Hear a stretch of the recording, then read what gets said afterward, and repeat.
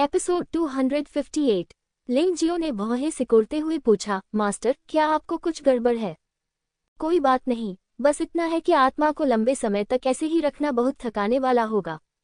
अगर आपके पास समय हो तो बेहतर होगा कि आप मुझे कुछ आत्मावर्धक औषधीय सामग्री लाने में मदद करें और उन्हें अमृत में परिशोधित करें। इस तरह मैं भविष्य में एक शिक्षक के रूप में आपकी अधिक मदद कर सकूंगा। युआन जुन ने आह भरी। गुरुजी, आप किस बारे में बात कर रहे हैं? गुरुजी, आपके बिना, मुझे कीमिया और निर्माण की कला सिखाए बिना, मैं, लिंग जियाओ, आज यहाँ कैसे पहुँच पाता? लिंग जियो ने गंभीरता से कहा, मुझे पहले नहीं पता था कि मास्टर को इनकी जरूरत है, इसलिए मैंने उन्हें अनदेखा कर दिया, लेकिन आज से, मैं निश्चित रूप से आपके लिए यथासंभव ऐसी औषधीय सामग्रियों की तलाश करूंगा। वैसे भी, मेरे पास त्यानलोंग कमर्शियल बैंक का शीर्ष वीआईपी कार्ड है, इसलिए मैं जो कुछ भी खरीदता हूँ वह बहुत सस्ता होता है। फिर यह कठिन काम है। चलो इस अदृश्य शिलालेख के बारे में बात करते हैं। इसे तोड़ना वास्तव में आसान है। आप अपनी आत्मा की शक्ति को जेड रिंग पर मौजूद आभा के साथ मिलाने की कोशिश करते हैं। अगर आपकी आत्मा की शक्ति ऐसा कर सकती है, तो आप साफ साफ देख सकते हैं। शिलालेख इस पर है। युआन जुन की बात खत्म होने के बाद वह बहुत थका हुआ लग रहा था और फिर से सो गया। गुरु, आपका धन्यवाद। लिंग जियो ने उत्साहपूर्वक वैसा ही किया जैसा युआन जुन ने कहा था, और ऑपरेशन में बिल्कुल भी कठिनाई नहीं हुई। कुछ ही मिनटों बाद उसकी आत्मिक शक्ति जेड अंगूठी की आभा के साथ पूरी तरह से एकीकृत हो गई, और उस पर पहले से अदृश्य सभी शिलालेख उजागर हो गए। अच्छा, ऐसा है। लिंग जियाओ समझ गया। इस जेड अंगूठी के ऊपर वास्तव में कुछ प्रतिबंधित है। ये दिव्य विचार की एक किरण प्रतीत होती है। यह विचार करते हुए कि इस जादुई चक्र को सक्रिय करने के बाद प्रभाव अपेक्षाकृत बड़ा हो सकता है, लिंग जियो ने सीधे रेस्तरां छोड़ दिया और फिर शहर के बाहर बंजर पहाड़ों और लकीरों तक उड़ान भरी और विशेष रूप से सांस को अवरुद्ध करने के लिए एक जादुई चक्र स्थापित किया। केवल इसी समय उसने जादुई घेरे को तोड़ने का साहस किया। लिंग जियो के लिए जादू के घेरे को तोड़ना स्वाभाविक रूप से मुश्किल नहीं है, लेकिन इसे तोड़ने के बाद का दृश्य वास्तव में डरावना है। उस क्षण जेड रिंग से आश्चर्यजनक ऊर्जा निकली, जिससे आसपास की धरती हिल गई और 100 मील के दायरे में चट्टानें ढह गईं। यह विशाल हलचल लिंग जियाओ की उम्मीद से पूरी तरह परे थी। अंतिम उपाय के रूप में यहाँ पकड़े जाने के डर से वह दूसरे स्थान पर चले गए। सौभाग्यवश इस जेड अंगूठी की भयानक ऊर्जा केवल एक बार ही निकली। जब वह एक अधिक निजी स्थान पर आया तो जेड की अंगूठी अचानक बहुत बड़ी हो गई और फिर जमीन पर गिर गई। लगभग 10 मीटर व्यास वाली जगह पर मिट्टी लुढ़क गई और एक विशाल राक्षस में संघनित हो गई। क्योंकि रूप पर्याप्त स्थिर नहीं था, लिंग जियो यह नहीं बता सका कि यह चीज क्या थी, लेकिन इस चीज से एक भयानक आभा निकल रही थी। फिर राक्षस बोला, अंधेरे में एक शादी है।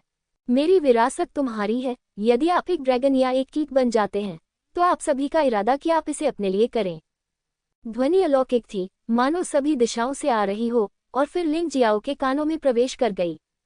बोलने के बाद विशाल राक्षस पुनः मिट्टी की गेंद में बदल गया और गायब हो गया। जेड की अंगूठी भी अपने मूल आकार में लौट आए और लिंग जियो के हाथों में आ गई। उस क्षण जेड रिंग में एक विशाल स्मृति लिंग जियाओ के दिमाग में उमड़ पड़ी। ये लंबा और सघन है। यदि यह पहली बार था जब उसने इस स्थिति का सामना किया, तो लिंग जियो शायद हैरान हो गया होगा और समझ नहीं पाया होगा कि क्या करना है, लेकिन व्हाइट टाइगर कॉन्फ्रेंस से विरासत और अवशोषण का अनुभव करने के बाद वह लंबे समय से इस तरह की चीजों का आदी हो गया था। स्मृति बहुत स्पष्ट थी। हालांकि यह जेड रिंग से आई थी, लेकिन ये पूरी तरह से उसकी अपनी स्मृति के साथ एकीकृत थी। इस स्मृति में केवल विरासत है और कुछ नहीं। ये बहुत शुद्ध है। ऐसा लगता है कि जिस व्यक्ति ने ये जेड रिंग छोड़ी है, वह मरा नहीं है। उसे बस अपनी मौत की चिंता है, इसलिए उसने अपने जीवन में जो कुछ भी सीखा है उसे इस जेड रिंग में समाहित कर दिया है। दुर्भाग्यवश अधिकांश विरासतों की तरह प्रत्येक स्मृति को खोलने के लिए भी एक शर्त के रूप में तदनुरूप शक्ति की आवश्यकता होती है। लिंग जियाओ का वर्तमान साधना स्तर केवल गुफा स्वर्ग क्षेत्र के शीर्ष स्तर पर है, इसलिए उसके पास बहुत अधिक विरासत में मिली यादें नहीं है जिन्हें वह खोल सकता है। चाहे वह मार्शल आर्ट हो या युद्ध कला, वे जेड के मध्य स्तर से नीचे ही हैं। लेकिन लिंग जियो पहले से ही Z grade intermediate martial art से बहुत संतुष्ट है, क्योंकि जेड स्तर की मार्शल आर्ट यिन यान क्षेत्र के योद्धाओं के अभ्यास के लिए सबसे उपयुक्त है। एक अतिप्रयुक्त मार्शल आर्ट के रूप में ये पर्याप्त से अधिक है। इस जेड अंगूठी का मालिक कई जेड ग्रेड मध्यवर्ती मार्शल आर्ट में अच्छा है, लेकिन वे सभी 5 तत्वों में पृथ्वी से संबंधित प्रतीत होते हैं। विकल्पों का सावधानीपूर्वक विश्लेषण करने के बाद लिंग जियो ने अंततः एक मार्शल आर्ट चुना जो उसके लिए सबसे उपयुक्त था और उसे सबसे अधिक संतुष्ट करता था। ये तलवार कौशल का एक सेट है। उल्का सितारा तलवार तकनीक। फॉलिंग स्टार स्वॉर्ड तकनीक। फॉलिंग स्टार स्वॉर्ड तकनीक की निरंतरता है। तलवार तकनीक का एक उच्च स्तर न केवल चालें अधिक रहस्यमय हैं, बल्कि अधिक शक्तिशाली भी हैं। उल्का जितना भारी, बिजली जितना तेज और जमीन को चीर देने वाला इतना शक्तिशाली। उल्का तलवार तकनीक की क्षति तीक्ष्णता के कारण नहीं होती है, जो कि अधिकांश तलवार तकनीकों से भिन्न है। तलवार की इस तकनीक के लिए सबसे उपयुक्त हथियार एक भारी, धारहीन ईटी है। भारी तलवार का इरादा। त्वरित तलवार इरादा। विनाश तलवार इरादा। तलवार की रणनीति जिसमें तलवार की मंशा के 3 स्तर शामिल हों, दुर्लभ हैं। लिंग जियो अपने दिल में खुशी महसूस करने से खुद को रोक नहीं सका। इस विरासत के स्वामी के पास इससे कहीं ज्यादा मार्शल आर्ट है। इस उल्का तारा तलवार तकनीक को केवल कुछ ऐसा माना जा सकता है जिसका उपयोग उन्होंने गुफा स्वर्ग क्षेत्र और यिन यांग क्षेत्र में साधना करते समय किया था, और इस व्यक्ति की साधना स्पष्ट रूप से उससे कहीं अधिक है। वह वास्तव में भाग्यशाली है कि उसे राक्षसी छाया संप्रदाय के शिष्यों से इतनी अच्छी विरासत मिली है। अगर वह ये बताता है तो वह कई लोगों को ईर्ष्यालु बना देगा। इसके अलावा विरासत में मिले अवशेषों में आमतौर पर विरासत में मिले अवशेष शामिल होते हैं। इस जेड रिंग में इस शक्तिशाली व्यक्ति के अवशेषों को अनलॉक करने की सुराग हो सकते हैं। हालांकि लिंग जियाओ अब इसे खोजने की योजना नहीं बना रहा है। अपने वर्तमान साधना स्तर के साथ भले ही वह इसे पाले, वह इसका उपयोग नहीं कर पाएगा। वह दूसरों की मदद भी कर सकता है। बेहतर होगा कि पहले उसकी साधना का स्तर संसार क्षेत्र तक बहाल किया जाए। उल्का पिन तलवार कला के इस सेट के साथ वह इन 7 दिनों में अपने साधना स्तर को बड़े अंतर से सुधारने में सक्षम हो जाएगा। जुबान क्षेत्र में साधना को बेहतर बनाने के कई तरीके हैं, जिनका उल्लेख पहले किया जा चुका है। सबसे तेज तरीका है कौशल को आगे बढ़ाना। दूसरा है आंतरिक कौशल का अभ्यास करना। अंतिम चरण है मार्शल आर्ट का अभ्यास करना। मार्शल आर्ट अभ्यास का स्तर जितना ऊंचा होगा, साधना का स्तर भी उतना ही ऊंचा होगा। हालांकि लिंग जियो सतह पर शांत दिखता है, लेकिन दानव छाया संप्रदाय और शेन परिवार दोनों ही उस पर भारी बोझ हैं। वह ये सुनिश्चित करना चाहता है कि युहुआ टाउन उसके नियंत्रण में रहे और लिंग जियाओ, लिंग यान और अन्य सुरक्षित रहें। उसे जल्द से जल्द अपनी ताकत बढ़ानी होगी। अकेले 8 अमर पर्वत की सुरक्षा पर भरोसा करना संभवतः यथार्थवादी नहीं है। 8 अमर पर्वत कभी भी किसी साधारण शिष्य के लिए किसी संप्रदाय या परिवार के विरुद्ध नहीं जाएंगे, और तात्कालिकता की भावना निश्चित रूप से यहीं तक सीमित नहीं है। यद्यपि अनंत जीवन के महल में यूनू का पुनर्जन्म सुरक्षित हो सकता है, इसमें अगला पुनर्जन्म शामिल है, इसलिए उसे जल्द से जल्द उसे ढूंढना होगा, अन्यथा अगर कुछ हुआ तो ये परेशानी होगी। चूंकि अनंत जीवन का महल जुवानवु महाद्वीप की सबसे शक्तिशाली शक्ति है, इसलिए लिंग जियाओ को वहां प्रवेश करने के लिए कम से कम संसार क्षेत्र तक पहुंचना होगा। इसलिए खेती और ताकत में सुधार जरूरी है। ये सोचकर लिंग जियाओ को अब कोई हिचकिचाहट नहीं हुई। वह 8 अमर मीनार पर वापस नहीं लौटा, बल्कि उसने अपने 7 दिन जंगल में बिताए। ये स्वाभाविक रूप से पश्चिमी क्षेत्र के पहाड़ों का एक कोना भी है, और लिंग जियो के अभ्यास के लिए बड़ी संख्या में राक्षस हैं। लिंग जियाओ, जिसके पास ताई ची आए और तानाशाह मार्शल स्पिरिट है, चाहे वह किसी भी मार्शल आर्ट का अभ्यास करे, ये बहुत सरल है। जब तक आप शुरुआत करेंगे, आपकी साधना की गति अत्यंत तेज होगी। इसके अलावा लिंग जियो ने पहले भी 1 से अधिक Z grade intermediate martial art कौशल का अभ्यास किया है, इसलिए ये कहा जा सकता है कि अभ्यास से सिद्धि मिलती है। पहले दिन उल्का तारा तलवार तकनीक से शुरुआत करें। अगले दिन उल्का तलवार तकनीक पूरी हो गई। तीसरे दिन उल्का तारा तलवार तकनीक में निपुणता।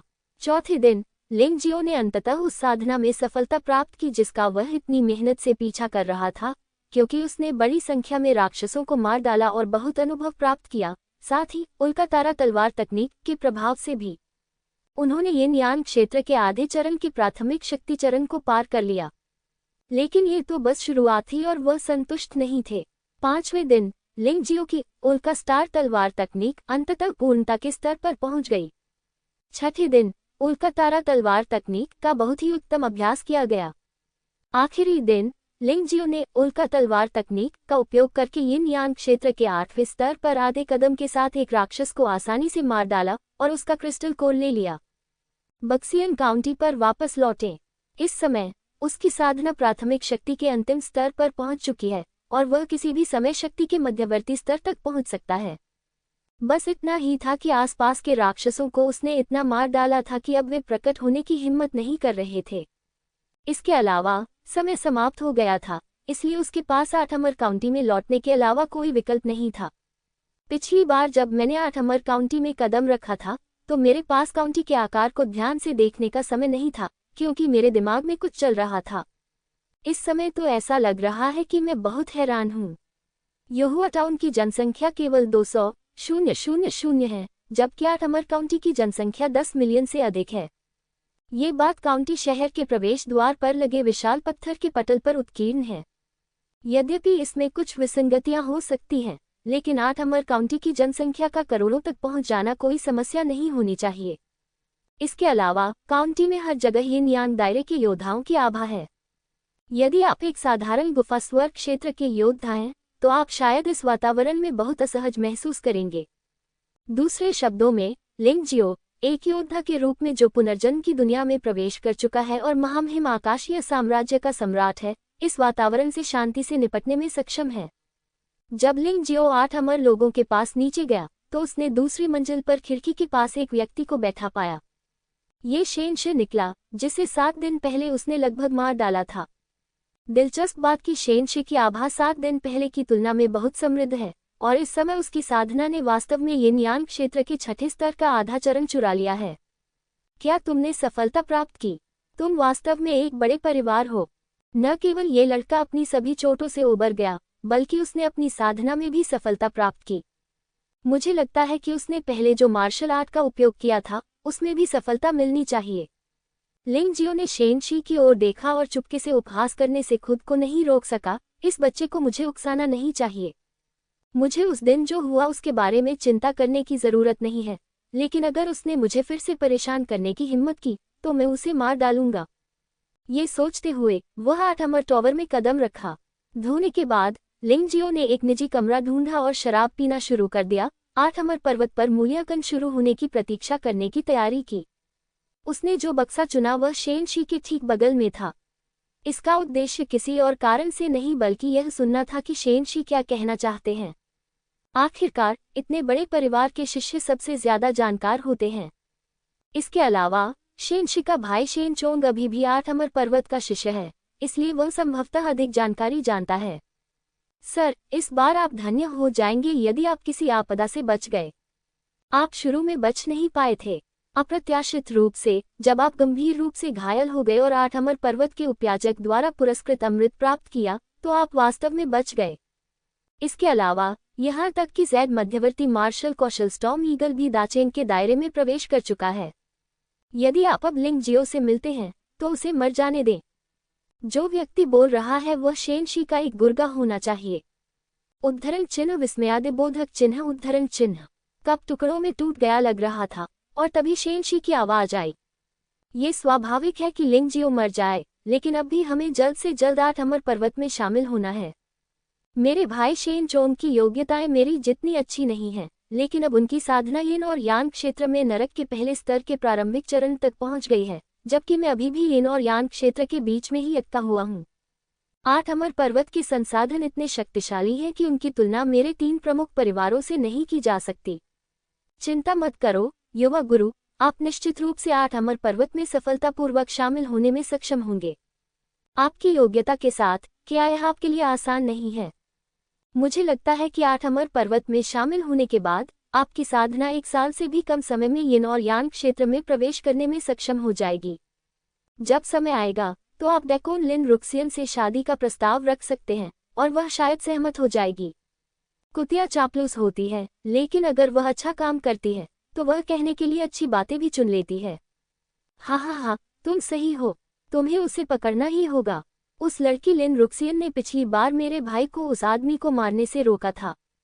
जब मैं उससे शादी करूंगा तो मैं उसे जरूर सिखाऊंगा कि एक औरत कैसे बनना है। हे। शेनशी की हंसी अचानक अश्लील हो गई।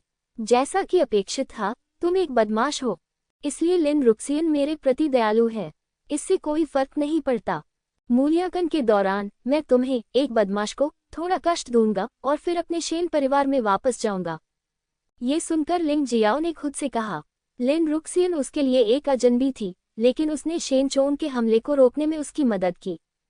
यद्यपि यदि वह नर्क ड्रैगन सील को सक्रिय करता है तो शेन चोंग उसका प्रतिद्वंद्वी नहीं हो सकता है, लेकिन उस स्थिति में वह संभवतः गंभीर रूप से घायल हो जाएगा और यहाँ तक कि शेन परिवार के बदमाश भी उससे निपटने में सक्षम नहीं होंगे। तो लिन रुक्सियन ने उसकी जान बचाई थी, तो वह शेन शी की आकस्मिक बदनामी कैसे बर्दाश्त कर सकता था। मूल्यांकन के दौरान वह संभवतः शेन शी से मिलेगा।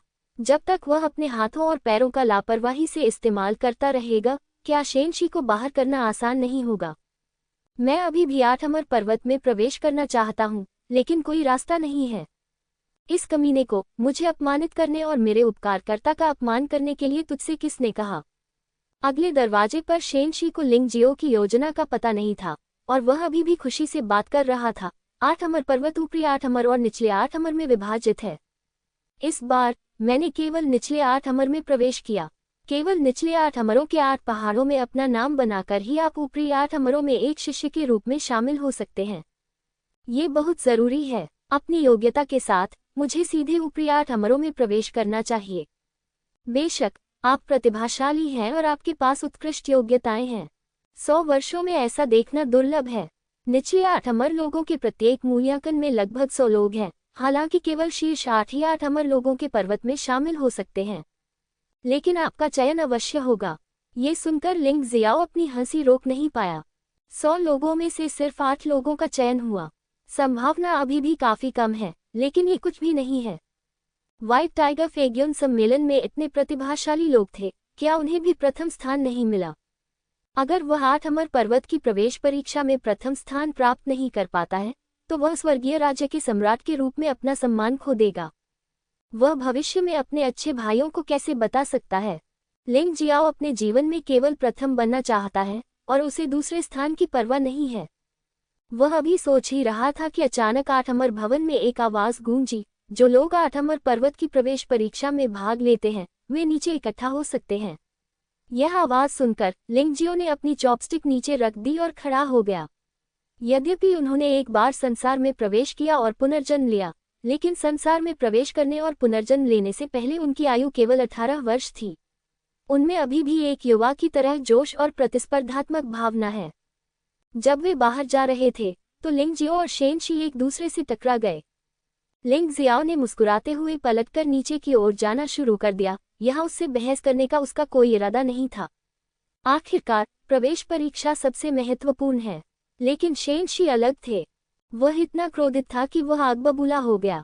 कितना अच्छा लड़का है, उसने 8 अमर काउंटी में आने की हिम्मत की। चलो आज के लिए इस खाते को ध्यान में रखें। 8 अमर पर्वत में शामिल होने के बाद वह स्वाभाविक रूप से पीड़ित होगा। शेन शी मूर्ख नहीं था। उसे पता था कि अब परेशानी खड़ी करने का क्या नतीजा होगा, इसलिए उसने अपना गुस्सा दबा लिया।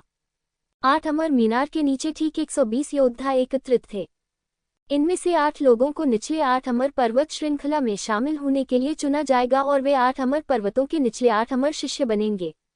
लिंग जियो ने त्वरित दृष्टि डाली और महसूस किया कि ये सभी युवा योद्धा 8 अमर काउंटी के अधिकार क्षेत्र के अंतर्गत विभिन्न शहरों के प्रतिभाशाली लोग थे। साथ ही 8 अमर काउंटी के 3 प्रमुख परिवारों के प्रतिभाशाली लोग भी थे। वे सभी खेती में कमजोर नहीं हैं। ऐसा लगता है कि उन्मूलन की कठिन प्रक्रिया से गुजरे बिना उन 8 लोगों का चयन करना असंभव होगा। जैसे ही वह इसके बारे में सोच रहा था, शेन चोंग प्रकट हुआ। सभी लोग मेरे पीछे आओ। शेन चोंग ने शेन शी को नमस्ते नहीं कहा, बल्कि लिंग जियाओ को उदासीनता से देखा। इस अवधि के दौरान वह मूल रूप से लिंग जियाओ से बदला लेने के लिए किसी को ढूंढना चाहता था, लेकिन कौन जानता था कि लिंग जियाओ वास्तव में लगातार 7 दिनों तक 8 अमर काउंटी में दिखाई नहीं दिया था। दुर्भाग्यवश ये बदला लेने वाली कार्रवाई केवल मूल्यांकन के बाद ही स्थगित की जा सकती है। भले ही लिंग जियो 8 अमर पर्वत में शामिल हो सके या नहीं, उसने पहले ही इस बच्चे को टुकड़ों में काटने का फैसला कर लिया है। न केवल अपने भाई का बदला लेने के लिए, बल्कि शेन परिवार का सम्मान बचाने के लिए भी।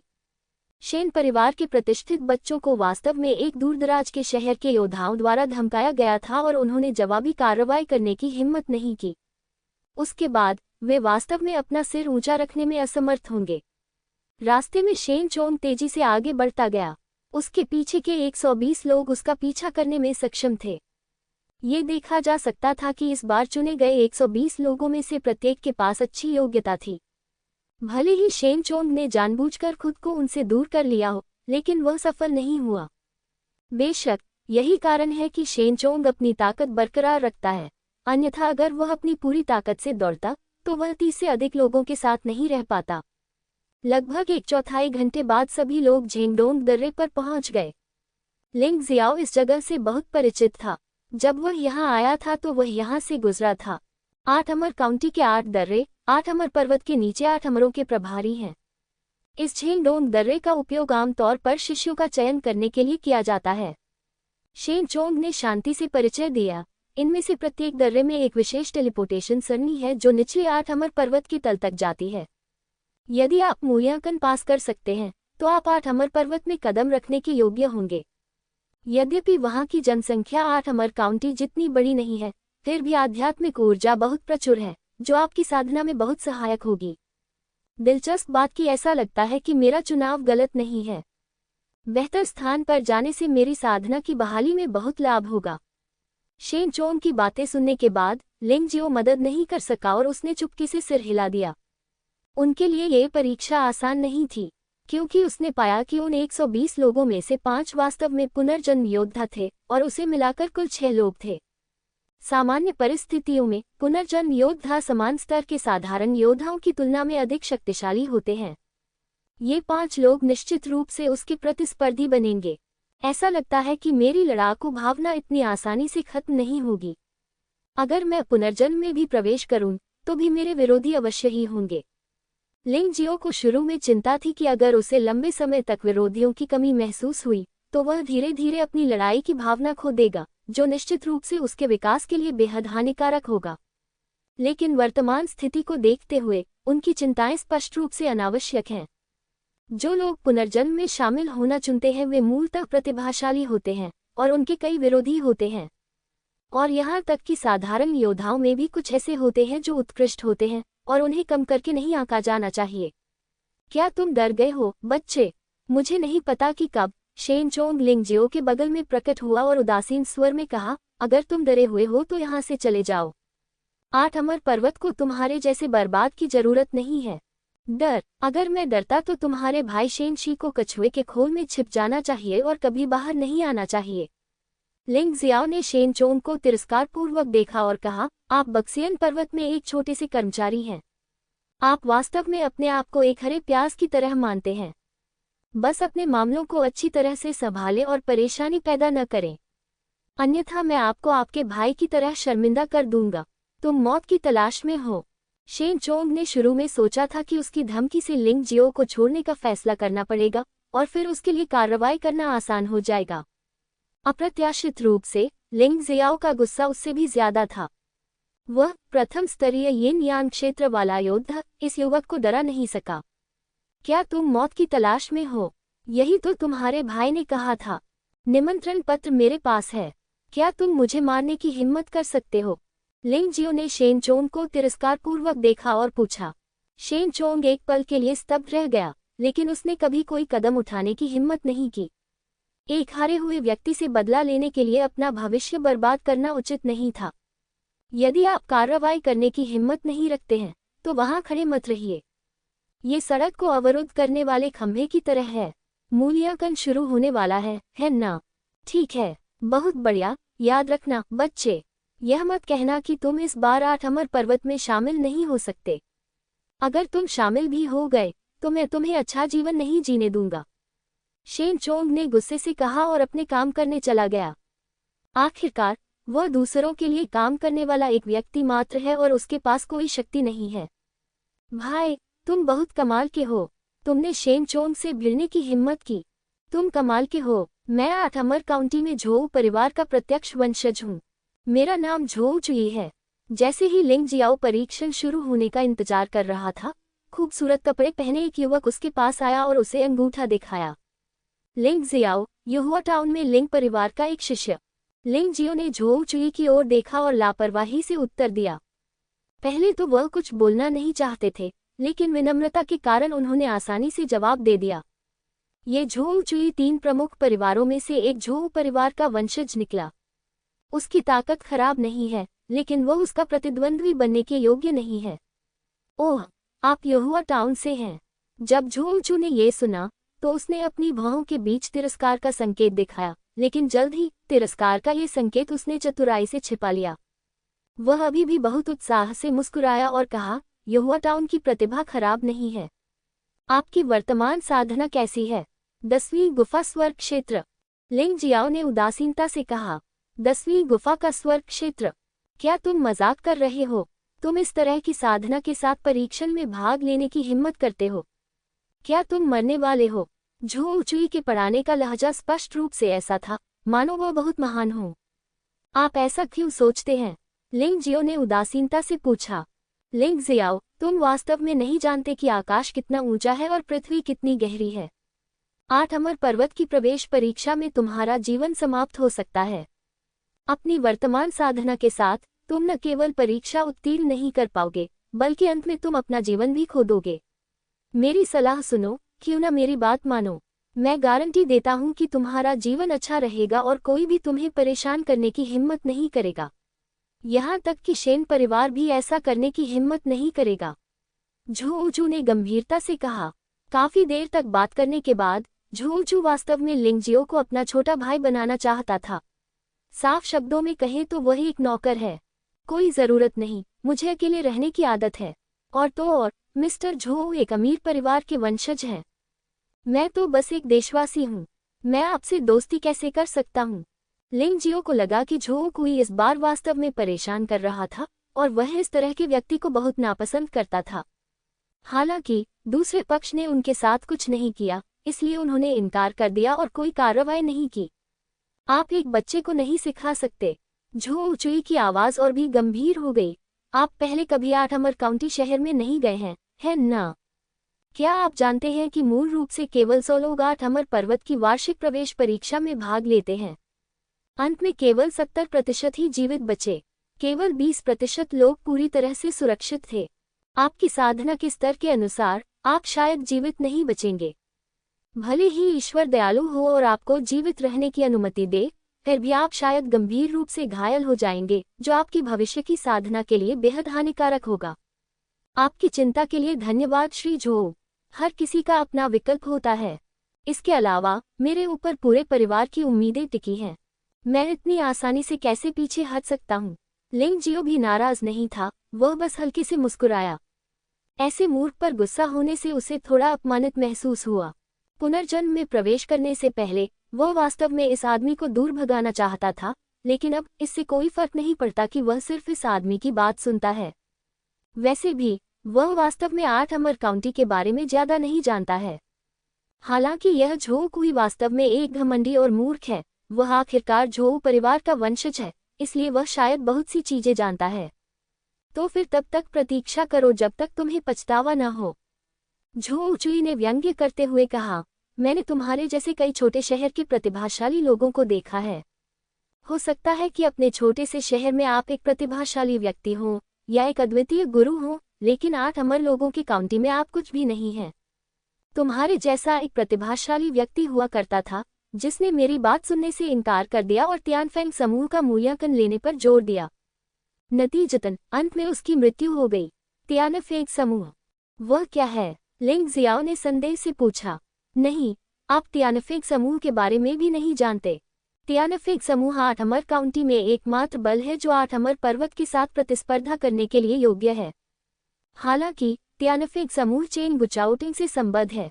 यह एक सरकारी सेना है, इसलिए जब तक आप तियानफेंग समूह में शामिल हैं, आपको चेंग वो की सेवा करनी होगी। इसलिए जो योद्धा संयमित नहीं होना चाहते हैं वे आमतौर पर 8 अमर पर्वत का चयन करेंगे। झोउ कुई ने गर्व से बताया। अच्छा, मुझे इसकी उम्मीद नहीं थी। लिंग जियाओ वास्तव में आश्चर्यचकित था। उसने सोचा था कि इस विशाल 8 अमर काउंटी में केवल 8 अमर पर्वत हैं, लेकिन उसने उम्मीद नहीं की थी कि तियानफेंग समूह जैसी शक्तिशाली शक्ति थी। लेकिन इसके बारे में सोचना सामान्य बात है। यदि चेन गुचाओतान काउंटी और शहर को नियंत्रित करना चाहता है तो उसे जियागू बलों पर लगाम लगानी होगी। यदि 8 अमर पर्वत बहुत शक्तिशाली हो तो न्यायालय का नियंत्रण और भी कमजोर हो जाएगा। अब जब तियानफेंग समूह यहाँ है तो ये स्वाभाविक रूप से 8 अमर पर्वत के साथ प्रतिस्पर्धा कर सकता है और 8 अमर पर्वत को 8 अमर काउंटी के संसाधनों का विशेष रूप से आनंद लेने की अनुमति नहीं दी जाएगी। युवक, होशियार बनो और मेरे साथ घूमो, इसमें कोई बुराई नहीं है। मैं तुम्हें झोउ परिवार से मिलवा दूंगा। अपना समय लो। जब तुम्हारी साधना का स्तर सुधर जाएगा तो 8 अमर पर्वत का मूल्यांकन करने में देर नहीं लगेगी। झोउ चुई ने लिंगजियो के कंधे पर थपथपाया और गंभीरता से कहा। लिंगजियो को दिल में तकलीफ महसूस हुई। वह मूर्ख नहीं था, इसलिए वह स्वाभाविक रूप से बता सकता था कि झोउ चुई इस बार क्या करना चाहता था, यानी कुछ नए प्रतिभाशाली लोगों को झोउ परिवार में शामिल करने के लिए छल करना। इस तरह भले ही इन प्रतिभाओं को दूसरे वर्ष में 8 अमर पर्वत में भर्ती कराया जाता है, फिर भी वे झोउ परिवार से आएंगे। ये स्पष्टतः झोउ परिवार के लिए प्रतिभाओं को आकर्षित करने के लिए है। सतह पर झोउ चुई एक बेवकूफ है और शेखी बघारता है, लेकिन ऐसा लगता है कि वह बिल्कुल भी बेवकूफ नहीं है। वह अभी भी एक बहुत ही चतुर लड़का है। कम से कम वह शेनशी से ज्यादा चतुर है। उस बेवकूफ शेनशी ने एक तलवार के लिए एक ऐसे दुश्मन को अपमानित किया जिसे वह बिल्कुल भी नहीं समझता था। क्या उसे डर नहीं है कि दूसरे पक्ष की पिछली कहानी शेन परिवार के लिए आपदा लाएगी?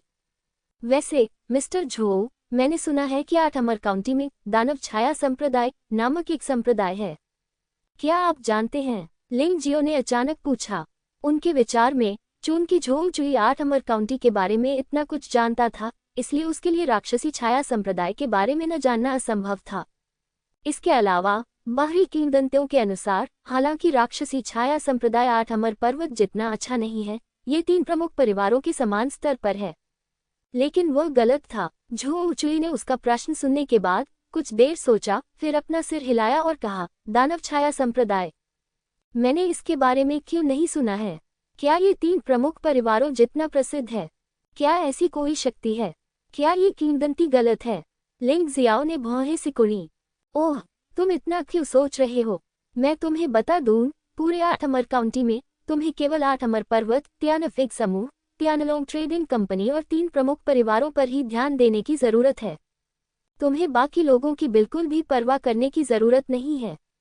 मुझे नहीं पता कि यह राक्षसी छाया संप्रदाय कोने में बस एक छोटी सी ताकत है। ये हर जगह फैलता है और घमंड करता है, जिससे आप छोटे शहर के योद्धा गलती से सोचते हैं कि यह बहुत शक्तिशाली है। वास्तव में आपको इसकी बिल्कुल भी परवाह करने की जरूरत नहीं है। झोउ चुई ने अपना हाथ हिलाया और घृणा से कहा, नहीं, ये सही नहीं है। झोउ चुई की बातें सुनने के बाद लिंगजियो को न केवल असहज महसूस हुआ, बल्कि वह और अधिक घबरा गया। राक्षसी छाया संप्रदाय के आंतरिक शिष्य मो फैंगजी यिन और यांग क्षेत्र में नरक के पहले स्तर के शिखर पर पहुंच गए हैं। भले ही इस प्रकार की साधना को 8 अमर पर्वत में रखा गया हो, इसे 8 अमर के शिष्यों में शामिल किया जाना चाहिए। इससे भी महत्वपूर्ण बात कि मो फेंगजी के हाथ में जेड की अंगूठी इतनी खास है, ये निश्चित रूप से ऐसी चीज नहीं है जो किसी छोटे संप्रदाय के पास हो। तब केवल 2 संभावनाएं हैं। एक तो ये कि छाया संप्रदाय अभी उभरा है, इसलिए ये छोटे शहरों में अधिक प्रसिद्ध है, लेकिन इस जैसे बड़े शहर में ये प्रसिद्ध नहीं है। दूसरा वाला भयानक है। शायद दानव छाया संप्रदाय 8 अमर काउंटी शहर में सबसे भयानक शक्ति है। वे भविष्य में बाघों को खाने के लिए सुआ होने का नाटक करते हैं। हो सकता है कि 8 अमर पर्वत और तियानफेंग समूह दोनों ही लालच में हों। अगर यह सच है तो लिंगजियो को बेहद सावधान रहना होगा। ऐसा नहीं है कि उन्होंने ऐसी किसी ताकत के बारे में कभी नहीं सुना है। तुम्हें पता है, भूतपूर्व नया सच्चा दानव साम्राज्य तियानलोंग महाद्वीप में एक अज्ञात छोटा सा संप्रदाय था। इसे किसने गंभीरता से लिया, लेकिन इस अज्ञात छोटे संप्रदाय ने वर्षों के संचालन और घुसपैठ के माध्यम से तियानलोंग महाद्वीप के सभी बड़े और छोटे संप्रदायों की शक्ति में लगभग घुसपैठ कर ली है। अंतिम युद्ध में पवित्र राजवंश का पवित्र शहर नष्ट हो गया और तियानलोंग महाद्वीप पर कब्जा कर लिया गया। यदि लिंगजियो ने नए सच्चे दानव साम्राज्य को उखाड़ फेंकने के लिए लोगों का नेतृत्व नहीं किया होता, तो आज का तियानलोंग महाद्वीप अभी भी नए सच्चे दानव साम्राज्य का क्षेत्र होता। संप्रदाय जितना रहस्यमय होगा उतना ही सावधान रहना होगा। ऐसा लगता है कि अगर मौका मिले तो उसे इस दानव छाया संप्रदाय की जांच करनी होगी। जहां तक तियानलोंग ट्रेडिंग कंपनी का सवाल है, ये वह ताकत है जिससे वह सबसे अधिक परिचित है। चूंकि उसके पास उच्चतम स्तर का वीआईपी कार्ड है, इसलिए निश्चित रूप से तियानलोंग ट्रेडिंग कंपनी में उसके साथ विशेष व्यवहार किया जाएगा। बेशक वह इस समय इस विशेषाधिकार का उपयोग नहीं करना चाहते। चूंकि वीआईपी कार्ड योद्धा की अपनी जानकारी से जुड़े होते हैं, इसलिए जब वह अपना वीआईपी कार्ड इस्तेमाल करेगा तो उसकी पहचान स्वाभाविक रूप से उजागर हो जाएगी। इस जुवानवो महाद्वीप पर कई लोग हैं जो उसे मरवाना चाहते हैं, विशेषकर पश्चिमी क्षेत्र की 5 प्रमुख ताकतें। उनमें से कोई भी अब उसे आसानी से मार सकती है, और तियानहाई बटू और लिंगलोंग पैलेस के राजकुमार उसे आसान समय नहीं देंगे। झोकुई ने देखा कि लिंग जियाओ एक अच्छा आदमी नहीं था, इसलिए उसने उस पर ध्यान देने की जहमत नहीं उठाई। अपने दिल में उसने कामना की कि अगले मूल्यांकन में लिंग जियाओ को थोड़ा कष्ट उठाना पड़े। उस स्थिति में उसके पास उसे जीतने का मौका होगा। बकवास बंद करो, क्या तुमने ये पोर्टल देखा है? अचानक एक आवाज सुनाई दी, जिससे शोर मचा रही भीड़ तुरंत शांत हो गई। सभी ने शेन चोंग द्वारा बताए गए रक्तलाल पोर्टल को देखा। यह एक अस्थायी पोर्टल जैसा लग रहा था, लेकिन उन्हें नहीं पता था कि यह कहाँ जाता है।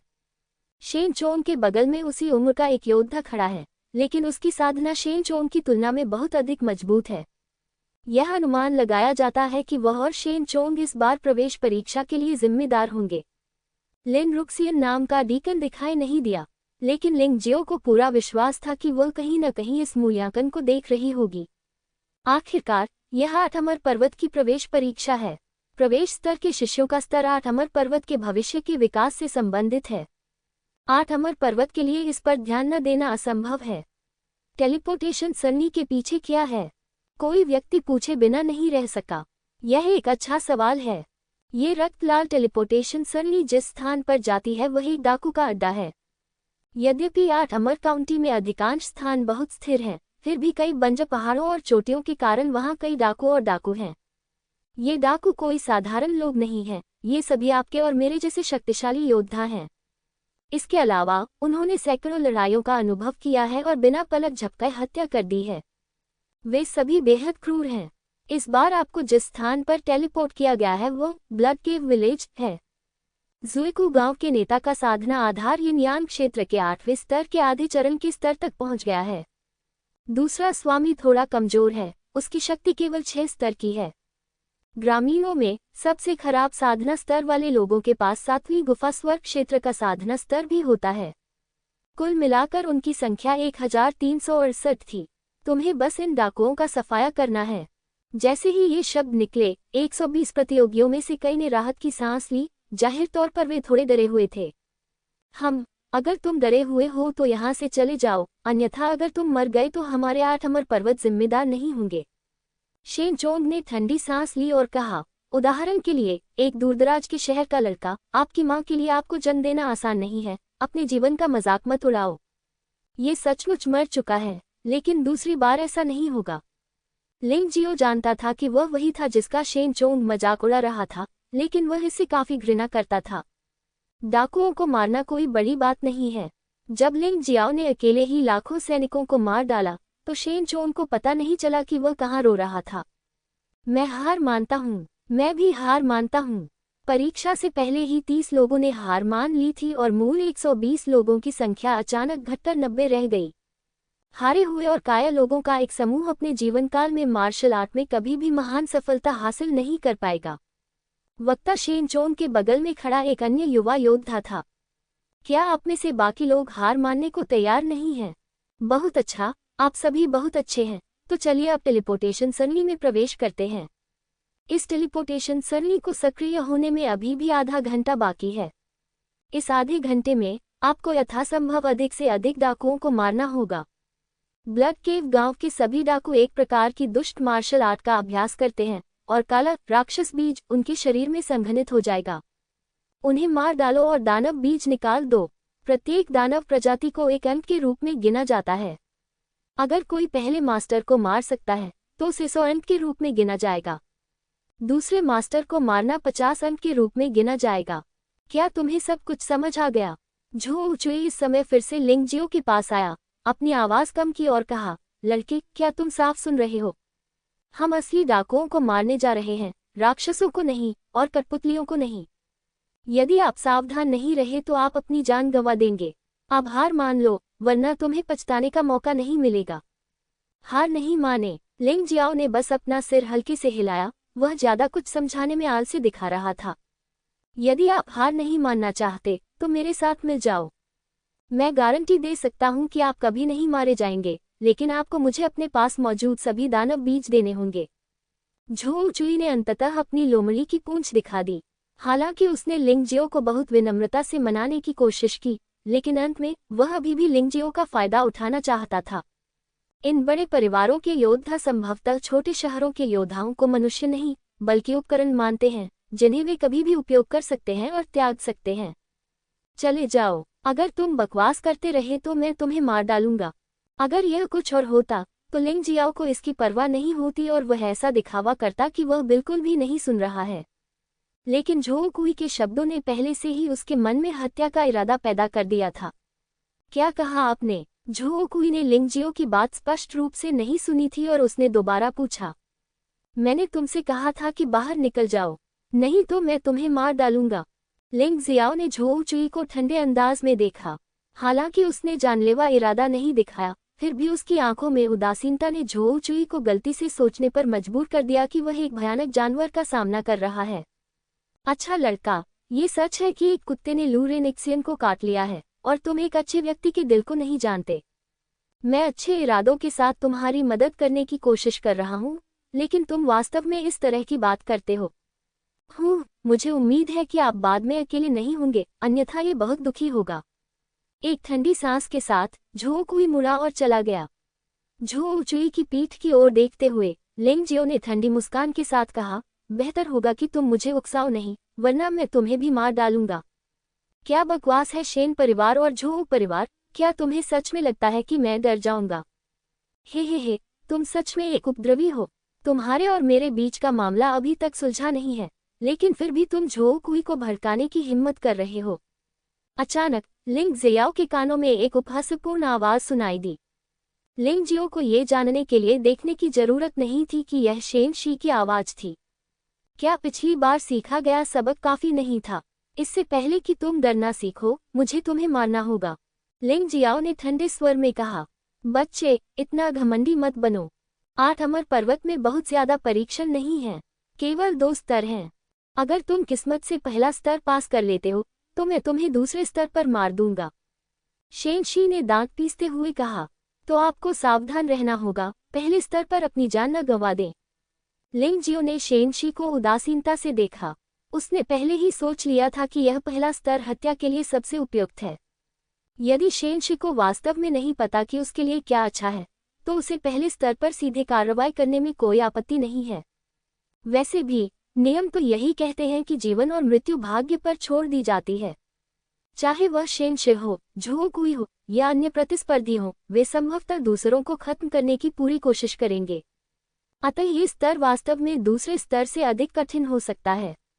दूसरा स्तर आमने सामने का टकराव है और वहां एक रेफरी भी मौजूद है, इसलिए चालाकी करना आसान नहीं है। लेकिन पहले स्तर पर कई शर्मनाक तरीकों का इस्तेमाल किया जा सकता है। हालांकि ये दूसरों के लिए सुविधाजनक है और ये लिंग जियो के लिए बुरी बात नहीं हो सकती है। पहला स्तर शुरू करो। इस समय शेन चोंग ने आदेश दिया। 90 युवा योद्धा टेलीपोर्टेशन व्यूह की ओर दौड़े। ऐसा लग रहा था कि उन सभी ने सोचा था कि यदि वे पहले प्रवेश करेंगे तो उन्हें पहले राक्षस बीज मिलेगा, लेकिन उन्होंने वास्तव में रक्त गुफा गांव में डाकुओं को कम करके आंका था। वह न तो कठपुतली था, न ही राक्षस, बल्कि एक क्रूर और चालाक डाकू था। लिंग जियाओ ने पहले 89 लोगों के प्रवेश करने की प्रतीक्षा की, लेकिन वह फिर भी बिना हिले डुले वहीं खड़ा रहा, मानो किसी चीज का इंतजार कर रहा हो। बच्चे, अगर तुम अभी डर रहे हो तो तुम नौकरी नहीं छोड़ सकते। शेन चोंग ने व्यंग्यात्मक लहजे में कहा। तुम्हें किसने बताया कि मैं डर गया था? लिंग जियाओ ने अपनी आंखें थोड़ी सी ऊपर उठाईं, जिससे थोड़ा व्यंग्य प्रकट हुआ। लिंग जियो ने शेन चोंग की ओर उदासीनता से देखा और कहा, अगर मैं गलत नहीं हूं तो परीक्षण में शामिल 90 योद्धाओं में जुएकू गांव का एक जासूस भी होना चाहिए। क्या आप वाकई इस परीक्षण को जारी रखना चाहते हैं? मुझे डर है कि पहले जो 89 लोग इसमें गए थे उनमें से कई मारे गए हैं या घायल हो गए हैं। क्या बकवास है, अगर तुम अंदर जाने की हिम्मत नहीं कर सकते तो बकवास मत करो। शेन चोंग ने लिंगजियो को तिरस्कार से देखा, उसकी आंखों में अवमानना और अधीरता झलक रही थी। शेन चोंग के साथ मौजूद दूसरा योद्धा उसे उदासीनता से देख रहा था, मानो उसे उसकी बात पर बिल्कुल भी विश्वास नहीं हो रहा हो। ठीक है, अगर तुम्हें विश्वास नहीं है तो मत मानो। वैसे भी इसका मुझसे कोई लेना देना नहीं है। लिंगजियो ने उपहास किया और रक्तलाल टेलीपोर्टेशन सरणी में कदम रखा। हाँ, जैसे ही वह अंदर दाखिल हुआ, एक तीखी ठंडी हवा चलने लगी। लिंगजियो एक पल के लिए स्तब्ध रह गया और चारों ओर देखा तो पाया कि हर जगह मोटी बर्फ थी। ज़ुइकू गांव ने वास्तव में अपना घोंसला ऐसी जगह पर स्थानांतरित कर दिया जो वास्तव में एक अच्छा विकल्प था। ठंडी हवा चुभ रही थी, बर्फ के टुकड़े लुढ़क गए थे और आकाश सफेद बर्फ से भर गया था। हालांकि कुछ लाल रंग बहुत चमकदार था। लिंगजियाओ ने भौहें सिकोड़ी और चुपचाप अपने शरीर को अंधेरे में छिपा लिया, केवल एक धुंधली छाया छोड़ दी। वैसे भी अगर 8 अमर पर्वत भी इस जगह की निगरानी करना चाहते तो भी इस पर निगरानी नहीं रखी जा सकती थी। इसलिए यदि वह शैडो स्टेप का प्रयोग भी करता है तो इससे कोई फर्क नहीं पड़ेगा। इसके साथ ही उन्होंने अपने जहाज पर छाया कवच भी लगाया, जिससे न केवल छाया कदम का गुप्त प्रभाव बढ़ा बल्कि रक्षा में भी सुधार हुआ। उसने स्पष्ट रूप से देखा कि अभी जो लाल रंग दिख रहा था वह मानव रक्त था, लेकिन आश्चर्य की बात यह थी कि वहां कोई शव नहीं था, बर्फ के ढेर पर केवल खून की बूंदें थीं।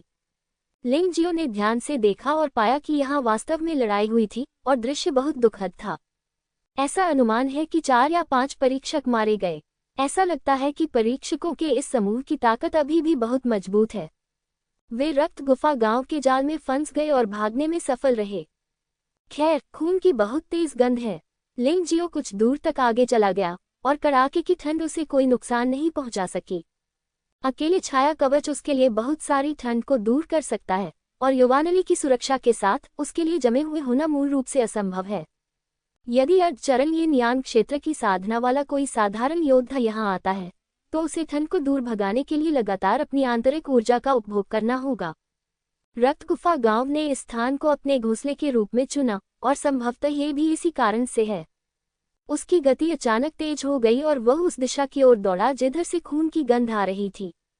लगभग 500 मीटर की दूरी पर लिंगजियाओ अचानक रुक गया। मुझे उम्मीद नहीं थी कि इस जंगल में शिकारी रहते होंगे। घने जंगल में कई झोपड़ियां थीं। हालांकि इस समय झोपड़ी में कोई जीवन नहीं था। 1 दर्जन से अधिक लाशें जमीन पर पड़ी थीं और उनमें से कुछ वे परीक्षक थे जिन्हें लिंगजियाओ ने पहले देखा था। उनकी मृत्यु अत्यंत विचित्र थी तथा उनके शरीर का रक्त पूरी तरह सूख गया था तथा पूरा व्यक्ति एक सूखे हुए पुराने पेड़ की छाल में बदल गया था। यदि लिंगजियाओ के पास लाशों की पहचान करने के लिए ताइची आंखें नहीं होती तो वह ये नहीं पहचान पाता कि कुछ लाशें परीक्षकों की थीं। उनमें से प्रत्येक की अभिव्यक्तियां अत्यंत भयावह थीं। वे सभी आंखें फाड़कर और मुंह फाड़कर देख रहे थे, मानो उन्होंने कोई अत्यंत भयावह दृश्य देखा हो। क्या ज़ुइकू गांव ने ऐसा किया? लिंगजियाओ ठंडी हवा की सांस लेने से खुद को रोक नहीं सका। ऐसे क्रूर डाकुओं को वास्तव में प्रवेश परीक्षण आइटम के रूप में इस्तेमाल किया गया था। इस बैक्सियन पर्वत में प्रवेश करना वास्तव में कठिन है। वह जमीन पर बैठ गया और ध्यान से बर्फ पर पैरों के निशानों की जांच करने लगा। जाहिर है, जिन योद्धाओं ने इन लोगों को मार डाला था वे शरीर की हरकतों में बहुत कुशल थे और वे बर्फ पर बिना कोई निशान छोड़े लगभग पैर रख सकते थे। हालांकि उड़ान के दौरान उन्हें सांस लेने की आवश्यकता होती है, इसलिए लगभग 50 मीटर की दूरी पर कुछ पैरों के निशान दिखाई देंगे। अभी भी बहुत से लोग हैं, शायद वे ज़ुइकू गांव से हैं। मुझे नहीं पता कि अन्य परीक्षक कहाँ चले गए हैं। भूल जाओ, मुझे इतनी परवाह नहीं है। भले ही यह कोई आकलन न हो, लेकिन ऐसे दुष्ट डाकुओं से छुटकारा पाना गलत नहीं है। हालांकि लिंगजियो एक अच्छा व्यक्ति नहीं है, फिर भी उसके दिल में लोगों के लिए नुकसान को खत्म करने के कुछ विचार हैं। खैर, ये सिर्फ सुविधा का मामला है और इससे समय में देरी नहीं होगी। उनके निर्णय के अनुसार लोगों के इस समूह को बहुत पहले नहीं जाना चाहिए था। आखिरकार बैक्सियन पर्वत का मूल्यांकन अभी शुरू हुआ है और यहाँ परीक्षकों की हत्या हुई है, इसलिए यह निश्चित रूप से लंबा नहीं होगा। लिंगजियाओ पैरों के निशानों की दिशा में उड़ गया।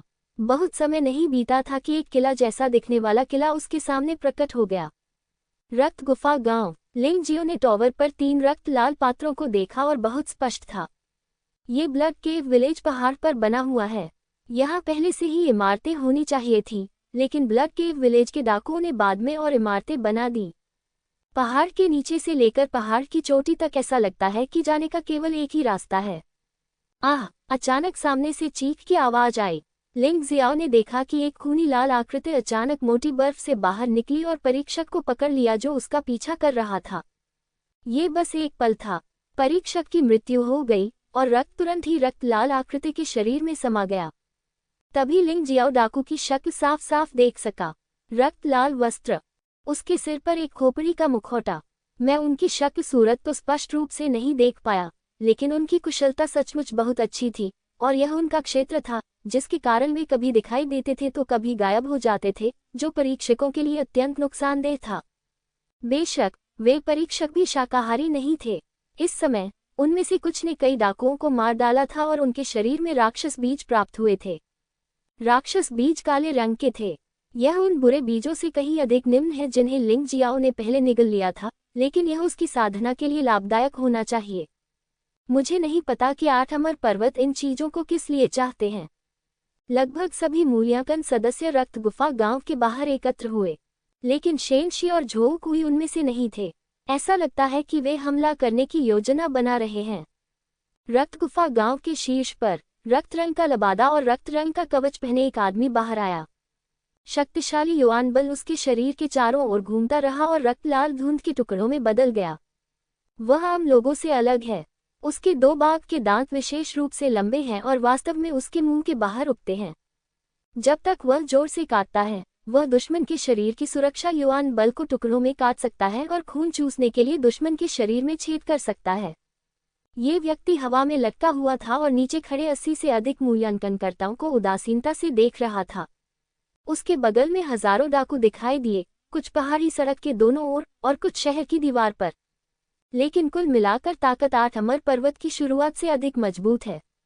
बक्सियन पर्वत के लोगों ने कहा कि डाकुओं के इस समूह में सबसे निम्न स्तर की साधना 7वीं गुफा स्वर्ग क्षेत्र थी और डाकुओं, मुख्य डाकू के बीच सबसे उच्च स्तर की साधना आधे चरण के यिनयान क्षेत्र में शक्ति का 8वां स्तर थी।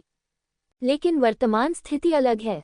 लिंगजियो ने स्पष्ट रूप से देखा कि डाकुओं के इस समूह में साधना का निम्नतम स्तर 10वीं गुफा स्वर्ग क्षेत्र था और अर्धचरण यिनयान क्षेत्र में 5वें स्तर की शक्ति वाले सैकड़ों योद्धा थे। शून्य में तैरता हुआ आदमी पहाड़ के गढ़ का सरदार होना चाहिए। उसकी साधना शक्ति का 8वां स्तर नहीं, बल्कि शक्ति का 10वां स्तर था। वह यिनयान क्षेत्र को तोड़ने से सिर्फ एक कदम दूर था। उसके बगल में दूसरा कमान अधिकारी आधे चरण के यिनयान क्षेत्र में शक्ति के 7वें स्तर तक पहुंच गया था। जुइकू गांव में डाकुओं की कुल ताकत बढ़ गई है और संख्या में बढ़त के कारण यह आकलन एक त्रासदी में बदल जाने की संभावना है। इससे मूल्यांकन सदस्यों को अचानक निराशा महसूस हुई। ये खत्म हो गया है। हम संख्या में बहुत कम हैं और कभी भी उनके प्रतिद्वंद्वी नहीं हो सकते। मूल्यांकन दल के एक सदस्य ने अचानक अपना सिर पकड़ लिया और चीखते हुए पीछे मुड़ा और दूर भाग गया। हालांकि कुछ दर्जन कदम चलने के बाद ही बर्फ के ढेर से अचानक कई रक्त लाल आकृतियां बाहर कूद पड़ी, उसे वहीं मार डाला और शव को टॉवर पर ले गईं। बॉस ने शव को पकड़ लिया, खून चूस लिया और उसे टावर के नीचे फेंक दिया। हा, हर साल बक्सियन पर्वत के मूल्यांकन कार्य का पहला स्तर डाकुओं को खत्म करना होता है। मुझे लंबे समय से उम्मीद थी कि ऐसा दिन आएगा, इसलिए मैंने पहले से ही तैयारी कर ली है। यद्यपि बक्सियन पर्वत द्वारा हमारे बारे में प्राप्त जानकारी सत्य है, फिर भी यह हमेशा पीछे रहता है। इस बार बहुत सारे कीमती पोषक तत्व भेजे गए थे। आप में से प्रत्येक एक प्रतिभाशाली युवा प्रतिभाशाली है, लेकिन यह अफसोस की बात है कि आप सभी को आज यहाँ दफनाया जाएगा। डाकू सरदार बहुत गर्व से मुस्कुराया। उसने इस दिन के लिए बहुत सारी तैयारियां की थीं। उसने न केवल बक्सियन पर्वत पर जासूस भेजे, बल्कि बक्सियन पर्वत के लोगों को बड़ी रकम की रिश्वत भी दी। क्या आप लोगों में से किसी का नाम लिंग जियाओ है? डाकुओं के सरदार ने अचानक पूछा। हाँ, लेकिन वह इस समय यहाँ नहीं है। वह शायद मर चुका है, किसी ने उत्तर दिया। हंफ, यह उसके लिए एक सौदा है। डाकू सरदार ने ठंडी सांस ली और हाथ हिलाते हुए कहा, मार डालो।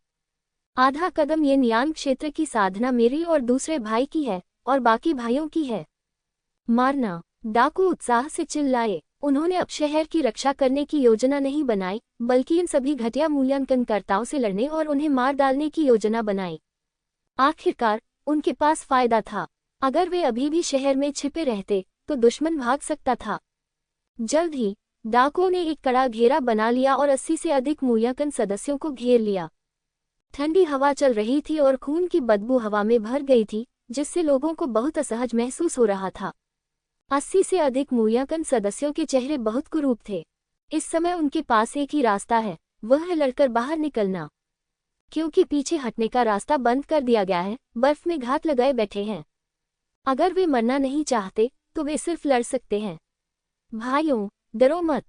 हम सभी प्रतिभाशाली लोग हैं और ऐसे योद्धा भी हैं जो पुनर्जन्म की दुनिया में प्रवेश कर चुके हैं। क्या हम बस वहां बैठकर मौत का इंतजार करेंगे? भीड़ में अचानक एक युवक खड़ा हो गया।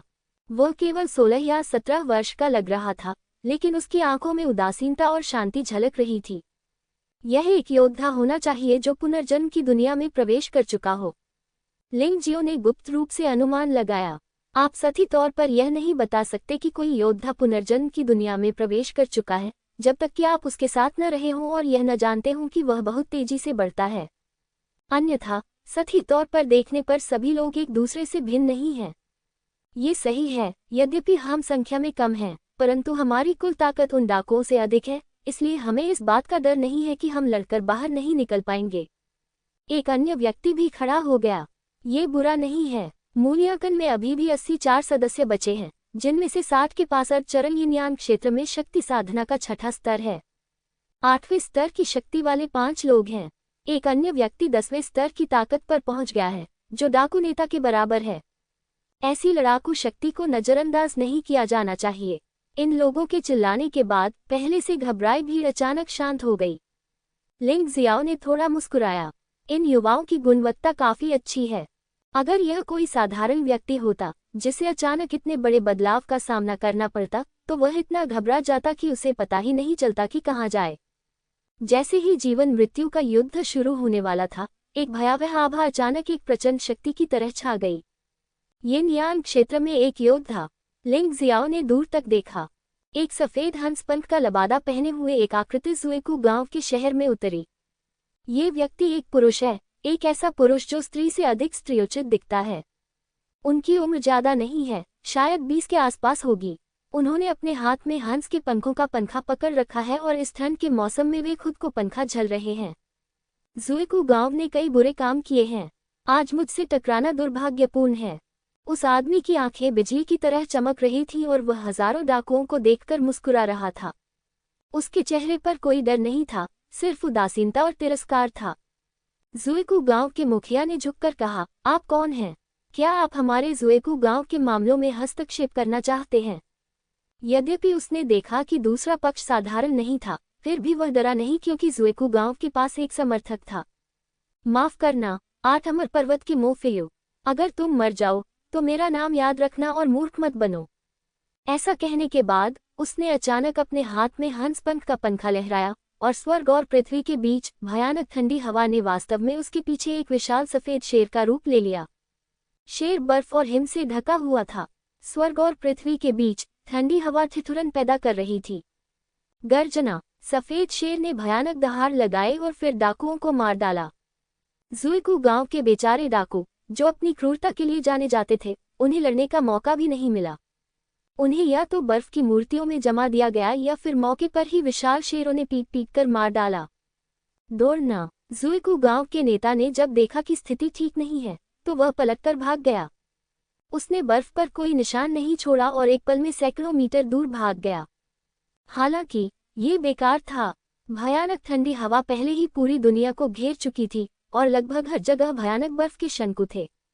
मूलतः रक्त गुफा गांव के चारों ओर सफेद बर्फ की चादर बिछी थी, लेकिन अब बर्फ उड़ रही थी और भारी बर्फ के बीच सफेद बर्फ से ढका एक नर शेर दहाड़ रहा था और लड़ रहा था। इससे लोगों को ऐसा महसूस होता है मानो वे किसी अत्यंत ठंडी जगह पर आ गए हों। क्या तुम बच सकते हो? कोई भी जिसे मैं मोफेयू मारना चाहता हूँ बच नहीं सकता। एक ठंडी मुस्कान के साथ डाकू नेता के पीछे एक विशाल बर्फ का टुकड़ा बन गया। फिर उसने बिजली की गति से वार किया और डाकू सरदार को सीधे एक हरे देवदार के पेड़ पर ठोंक दिया। आखिरकार 10 सर्गना यिन यांग दायरे का आधा चरण 10वें स्तर का शक्तिशाली व्यक्ति था, लेकिन वह उसके आसान हमले का सामना नहीं कर सका। ये बहुत दुखद लग रहा था। कुछ ही मिनटों में बर्फबारी रुक गई और शेर गायब हो गया। अब तो बस जगह जगह बिखरी लाशें ही बची हैं। उसके हाथों ज़ुएकू गांव के 1000 से अधिक डाकू मारे गए, जिनमें डाकू नेता और दूसरे नेता भी शामिल थे। किसी को मारना कितना आसान है। इस व्यक्ति की साधना संभवतः शेन चोंग और लिन यांग की साधना से भी अधिक भयानक है। लिंग जियो ने मन ही मन सोचा। शेन चोंग यिन और यांग क्षेत्र में नरक के प्रथम स्तर के प्रारंभिक चरण में था और लिन यांग थोड़ा अधिक शक्तिशाली था, लेकिन मो फेयू संभवतः उन दो लोगों से भी अधिक भयानक है। लेकिन आज वह यहाँ क्या कर रहा है? क्या तुम्हें नहीं पता कि 8 अमर पर्वत अपने शिष्यों की परीक्षा यही लेंगे? उन्होंने वास्तव में सभी डाकुओं को मार डाला, तो क्या अगला परीक्षण अभी भी सार्थक है? हाँ हाँ, भाई फेयू सचमुच बहुत बढ़िया हैं। हम दोनों उनकी बहुत प्रशंसा करते हैं। बुरा नहीं, बुरा नहीं। भाई फेयू के यहाँ होने से इन डाकुओं के बारे में चिंता करने की कोई बात नहीं है। हंसी के बीच मो फेयू के बगल में 2 आकृतियां दिखाई दी। एक है शेन शे और दूसरे हैं झोउ चुई। शेन शे, झोउ चुई, तुम्हारा पहला परीक्षण राक्षस बीज मांगना है। अब मैंने तुम्हारे लिए लोगों को मार दिया है। तुम ये राक्षस बीज खुद ही प्राप्त कर सकते हो। तुम जितने चाहो ले सकते हो। मो फेयू स्पष्ट रूप से शेन शे और झोउ कुई को जानता था और इस मूल्यांकन की सामग्री को भी जानता था। उसने ये स्पष्ट रूप से जानबूझकर किया था। धन्यवाद, भाई फेयू। शेन शी और झोउ चुई ने एक दूसरे को देखा, फिर उत्साह से आगे बढ़े और रक्त गुफा गांव से मृत डाकू के शरीर से राक्षस बीज निकालना शुरू कर दिया। तीनों प्रमुख परिवारों के लोग जाकर इसे प्राप्त कर सकते हैं, अन्य लोग इसे भूल सकते हैं। शेन शी और झोउ चुई को लगभग 100 राक्षस प्रजातियों को निकालते देखने के बाद मो फेयू ने दूसरों से कहा। ये सुनकर तीनों प्रमुख परिवारों के योद्धाओं ने राक्षस बीज निकालना शुरू कर दिया। यद्यपि शेष योद्धा क्रोध से भरे हुए थे, फिर भी उन्होंने इसे प्रदर्शित करने का साहस नहीं किया। मो फेयू इतना शक्तिशाली है कि 1000 से ज्यादा डाकू भी उसके हमलों का सामना नहीं कर सकते। अगर वे अवज्ञा करने की हिम्मत करते हैं, तो वे सभी यहीं मर जाएंगे। दूरदराज के शहरों से आए तथाकथित प्रतिभाशाली लोग वास्तव में दुनिया की ऊंचाइयों को नहीं जानते। क्या आप इस तरह के मूल्यांकन में भाग लेने के योग्य हैं? यहाँ से चले जाओ, अन्यथा मुझे असभ्य होने का दोष मत दो। तुरंत मो फेयू ने उन युवा योद्धाओं को देखा जो मूल्यांकन लेने के लिए विभिन्न शहरों से आए थे और उन्हें विनम्रतापूर्वक डांटा। हे, भाई फेयू सही कह रहे हैं, लेकिन अगर आप अभी भी मूल्यांकन जारी रखना चाहते हैं, तो मैं आपको एक मौका दे सकता हूँ। इसका मतलब है कि आप सभी 3 प्रमुख परिवारों में शामिल हो जाएं और हमारी सेवा करें। यदि आप मेरे झोउ परिवार में शामिल होने के इच्छुक हैं, तो मैं आपको मूल्यांकन के पहले स्तर को पूरा करने में मदद करने के लिए कुछ राक्षस बीज दूंगा। इस प्रथम स्तर में अंत में केवल 20 लोग ही मूल्यांकन में उत्तीर्ण हुए तथा हमारे 3 प्रमुख परिवारों से कुल 10 लोगों ने मूल्यांकन में भाग लिया। अभी भी 10 स्थान बचे हैं। जितनी जल्दी आप अपनी निष्ठा की घोषणा करेंगे, उतनी ही जल्दी आप राक्षस बीज प्राप्त कर सकते हैं। झोउ चुई के शब्दों को मोहक शक्ति से भरा कहा जा सकता है। इन दूरदराज के शहरों में योद्धाओं के लिए 8 अमर काउंटी में आने पर उनका अंतिम लक्ष्य 8 अमर पर्वत में शामिल होना है। यदि आप मूल्यांकन का पहला स्तर भी पास नहीं कर सके तो आपके पास कोई मौका नहीं है। मैं करता हूँ, मैं भी करता हूँ। जल्द ही दर्जनों लोगों ने झोउ परिवार में शामिल होने की इच्छा व्यक्त की। शेन शे इस मामले में झोउ कुई जितना अच्छा नहीं है। वह अपने हाथ में दानव बीज की रक्षा करने पर जोर देता है और इसे देने से इनकार करता है। लिन परिवार में लिन यांग नाम का एक प्रमुख युवा योद्धा भी है। इस व्यक्ति का साधना स्तर झोउ चुई और शेन शी से अधिक मजबूत है, लेकिन वह बहुत कम महत्वपूर्ण है। ऐसा प्रतीत होता है कि वह अपने राक्षसी बीज से दूसरों को धमकाने में रुचि नहीं रखता। हाँ, ऐसा लगता है कि बहुत सारे लोग हैं, लेकिन मुझे केवल 10 लोगों की आवश्यकता है, अन्यथा आप झगड़ा कर सकते हैं। मैं अब से अंतिम 10 लोगों का ख्याल रखूंगा। मैं 8 अमर पर्वत में ये कहने की हिम्मत नहीं करता, लेकिन 8 अमर काउंटी में मैं आपको स्वादिष्ट भोजन खिला सकता हूँ और मसालेदार भोजन पिला सकता हूँ। ये लड़का झोउ चुई वास्तव में दूरदराज के शहर से योद्धाओं को अपने खिलौनों के रूप में मानता है। वह इसके बारे में कैसे खुश हो सकता है? कौन? लिंग जियाओ ऐसी बकवास में शामिल नहीं होना चाहता था, लेकिन वह इस तरह से बाहर नहीं होना चाहता था। उसने मूल रूप से मो फेयू के जाने तक इंतजार करने की योजना बनाई थी और फिर झो कुई या शेन शी से कुछ जादुई बीज हथियाने के बाद परीक्षा पास करने की योजना बनाई थी। कौन जानता था कि मो फेयू उसे खोज लेगा।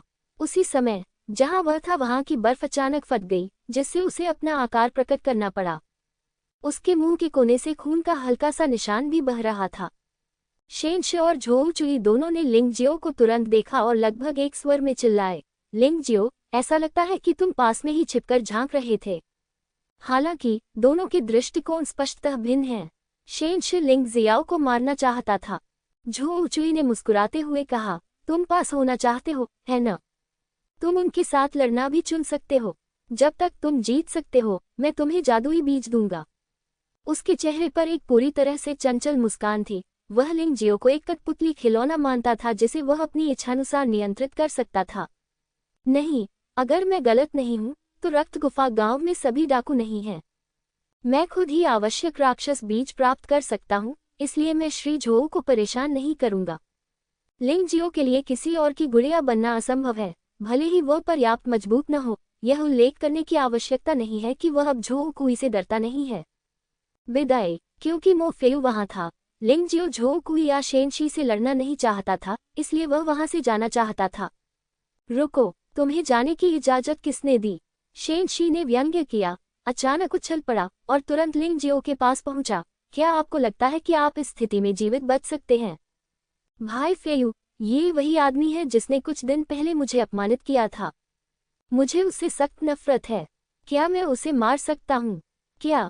शेन शी, क्या तुम अब भी मुझे मारना चाहते हो? लिंग जियो रुक गया और शेन शी को देखने लगा। उसके दिल में हत्या का इरादा उभर रहा था। उसने शुरू में सोचा था कि उसने उस दिन शेन शी को काफी बुरा सबक सिखा दिया था और वह अब इस बेवकूफ को परेशान नहीं करना चाहता था। किसने सोचा होगा कि दूसरा पक्ष वास्तव में उसे मारना चाहता था? तुम्हें मारूं? शेन शी ने व्यंग्यपूर्वक कहा। हाँ, मैं तुम्हें मारना चाहता हूँ। कुछ दिन पहले आपने मुझे मूर्ख बना दिया था, लेकिन मुझे डर है कि आपने यह नहीं सोचा होगा कि मैं एक आपदा से बच जाऊंगा, लेकिन बाद में जीवन में धन्य हो जाऊंगा। न केवल उसकी चोटें ठीक हो गई हैं, बल्कि उसकी साधना में भी सुधार हुआ है और वह अब ज्ञान क्षेत्र के छठे स्तर के अर्धचरण साधना चरण तक पहुंच गया है। और आप? बर्बादी तो बर्बादी है। 7 दिनों में कोई सफलता नहीं मिली। घटिया माल। मैं आप जैसे लोगों के बारे में बात कर रहा हूँ। लिंग जियाओ, इसे भूल जाओ। मास्टर शेन से माफी मांगो। अतीत खत्म हो चुका है। हमारे जैसे छोटे शहरों के योद्धा 3 प्रमुख परिवारों के शिष्यों के साथ तुलना नहीं कर सकते। मूल्यांकन के सदस्यों में एक योद्धा भी था जो दूरदराज के शहर से आया था। उसने उस दिन सड़क पर लिंग जियाओ को शेन शी को सबक सिखाते हुए देखा। सच कहे तो वह लिंग जियाओ की बहुत प्रशंसा करता था, लेकिन मो फेयू इस समय मौजूद था। उसे डर था कि लिंग जियो, जिसकी वह प्रशंसा करता था, उसे तकलीफ होगी, इसलिए वह खड़ा हुआ और कुछ कहा। फिर उसने शेन शी को आदरपूर्वक प्रणाम किया और कहा, मास्टर शेन, आप एक महान व्यक्ति हैं जो खलनायकों की गलतियों को याद नहीं रखते हैं। प्रधानमंत्री का दिल बड़ा है। अब हर कोई 8 अमर पर्वत में भर्ती होना चाहता है। हो सकता है कि भविष्य में हम भी एक दूसरे के शिष्य बन जाएं। क्या हम दुश्मनी को दोस्ती में बदल सकते हैं? मेरी बहन भी 8 अमर पर्वत के नीचे 8 अमर देवताओं की शिष्या है। भले ही तुम मुझे सम्मान न दो, लेकिन उसे कुछ सम्मान तो दो। भाड़ में जाओ। शेन शी चिल्लाया और अचानक लड़के की गर्दन पर लात मार दी। क्योंकि उसकी साधना युवक की तुलना में अधिक मजबूत थी और यह एक अचानक हमला था, इसलिए युवक के पास इसे रोकने का कोई समय नहीं था और उसके महत्वपूर्ण अंगों पर लात लग गई। वह वहीं पर बुरी तरह चिल्लाने लगा और मरने लगा।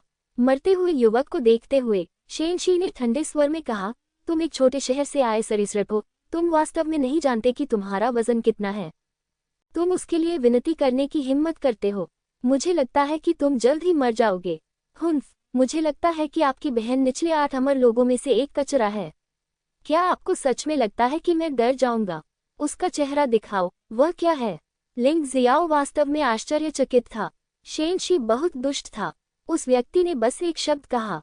हालांकि वह थोड़ा घमंडी था, लेकिन वह मौत का दोषी नहीं था। शेन शी ने वास्तव में मानव जीवन को मानव जीवन के रूप में नहीं लिया।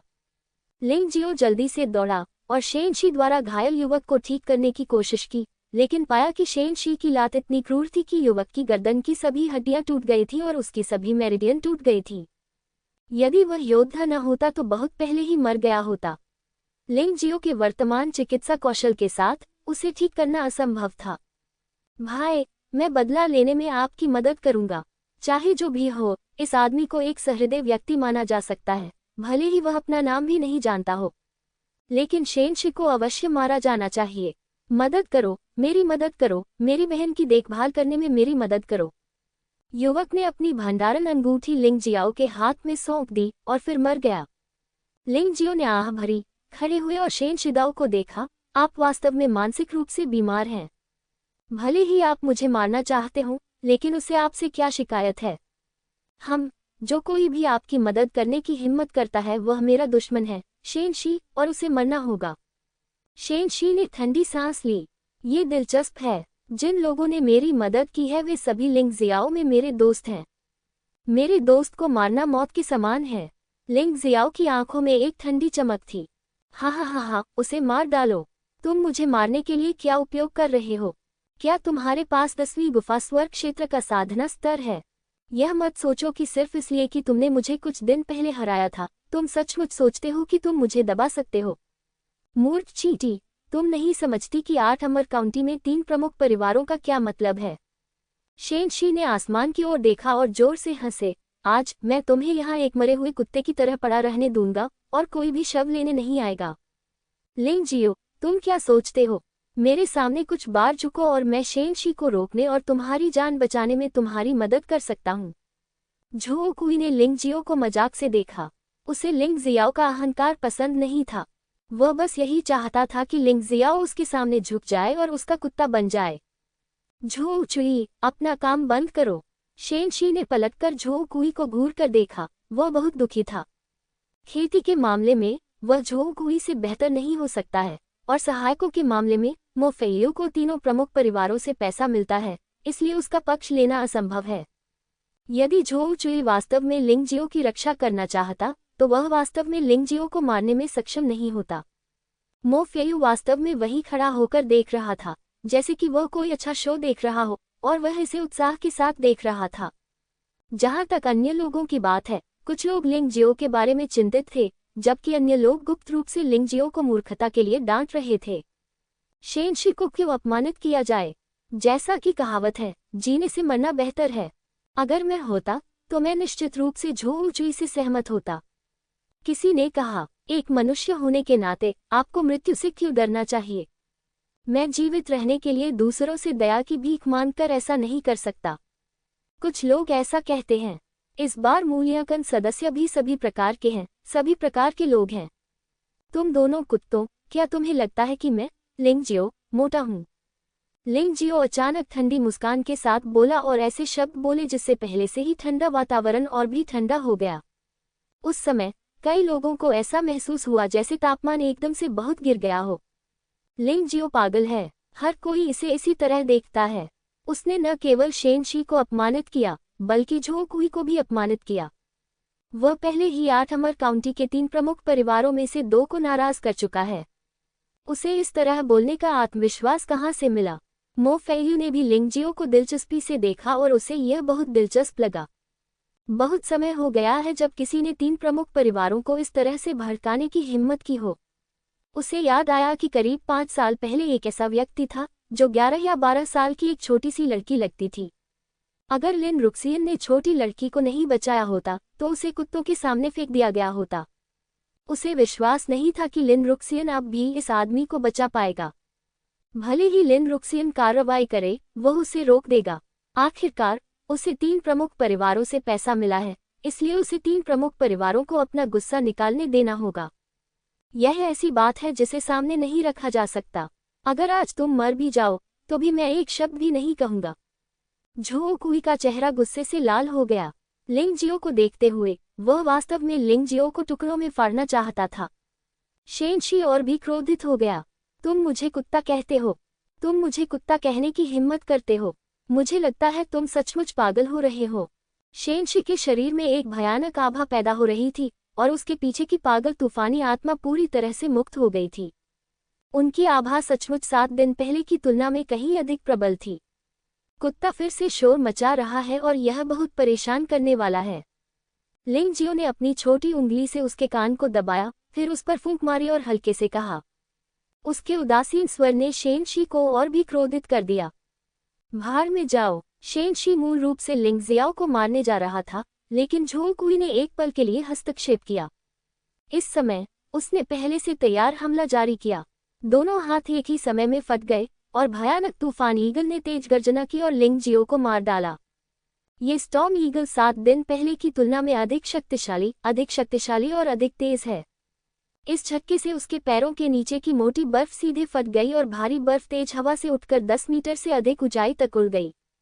स्टॉर्म ईगल ने बिना किसी दया के भयानक हत्या का इरादा दिखाया। वह सिर्फ लिंग जियाओ को मारना चाहता था और उसका कोई और उद्देश्य नहीं था।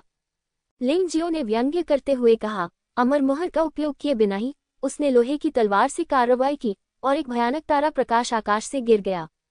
ये गिरते हुए तारे की तलवार कला नहीं है, ये सिर्फ गिरते हुए तारे की तलवार कला है। लिंग जियाओ की साधना अब ये नियान क्षेत्र के आधे चरण के प्राथमिक शक्ति चरण तक पहुंच गई है। इस मात्र शेनशी का सामना करते हुए वह पूरी तरह से कुचला गया। भले ही उसकी मार्शल आर्ट कौशल उसके प्रतिद्वंद्वी की तरह अच्छे न हो, फिर भी वह लगातार जीत सकता है। लोहे की तलवार से भयानक तलवार की ऊर्जा प्रस्फुटित हुई, जिससे एक जानलेवा आभा निकली जिसने सभी को भयभीत कर दिया। तलवार की ऊर्जा ने शेनशी के तूफानी ईगल को छुआ और तुरंत पूर्ण लाभ प्राप्त कर लिया। यह ऐसा था जैसे एक सुई की नोक गुब्बारे के सामने हो। बेचारा तूफानी बाज तलवार की ऊर्जा से तुरंत टुकड़ों में फट गया। फिर तलवार सीधे शेनशी के गले में घुस गई। शेनशी को लोहे की तलवार पर कैंडीड हॉर्स की तरह छेद दिया गया था, केवल उसकी आखिरी सांस बाकी थी। ये लिंग जियो द्वारा जानबूझकर उसके लिए छोड़ा गया था। उसने वास्तव में शेनशी को एक तलवार से हरा दिया। ये दृश्य देखकर मूल्यांकन दल के सदस्यों के चेहरे पर भय का भाव दिखाई दिया। इसके अलावा लिंग जियो ने जो साधना स्तर दिखाया वह 10वीं गुफा स्वर्ग क्षेत्र नहीं था, बल्कि आधा चरण यिन यांग क्षेत्र शक्ति का तीसरा स्तर था। लेकिन ये युद्ध शक्ति शेनशी से भी अधिक भयानक है। झोंगकुई मूल रूप से लिंग जियो की दुखद मौत का इंतजार कर रहा था और फिर उसका मजाक उड़ाने के लिए आगे बढ़ा। हालांकि जब उसने देखा कि लिंग जियो ने वास्तव में तलवार से शेनशी का गला घोंट दिया है, तो वह इतना डर गया कि उसने एक शब्द भी कहने की हिम्मत नहीं की। वह और शेनशी एक ही साधना स्तर के थे। चूंकि लिंग जियाओ शेनशी को मार सकता था, इसलिए उसे मारने में कोई समस्या नहीं होगी। अरे नहीं, मैं बहुत लापरवाह था। मुझे उम्मीद नहीं थी कि यह आदमी शेनशी से इतना अधिक शक्तिशाली होगा। मो फेयू भी दंग रह गया। उसने शुरू में सोचा था कि भले ही लिंग जियो में कुछ छिपी हुई ताकत हो, लेकिन वह अधिक से अधिक शेनशी के साथ ही मुकाबला कर सकता है। लेकिन उसने कभी यह उम्मीद नहीं की थी कि अंतिम परिणाम ये होगा कि शेनशी की मृत्यु केवल एक सांस शेष रहते ही हो जाएगी। शेनशी ने भयभीत होकर लिंग जियो को देखा। उसके गले में चुभन भरा दर्द महसूस हो रहा था। वह आवाज भी नहीं निकाल सका। उसे यकीन नहीं था कि ऐसा होगा। उसकी साधना में सुधार हुआ था। पिछली बार की तुलना में उसे आसानी से कैसे हराया जा सकता था? ऐसा हो ही नहीं सकता। ये बिल्कुल सच नहीं है। यह एक सपना ही होगा। हाँ, यह एक सपना है। शेनशी खुद को सुन्न करना चाहता था, लेकिन उसके गले में दर्द ने उसे बताया कि यह कोई सपना नहीं, बल्कि वास्तविकता थी।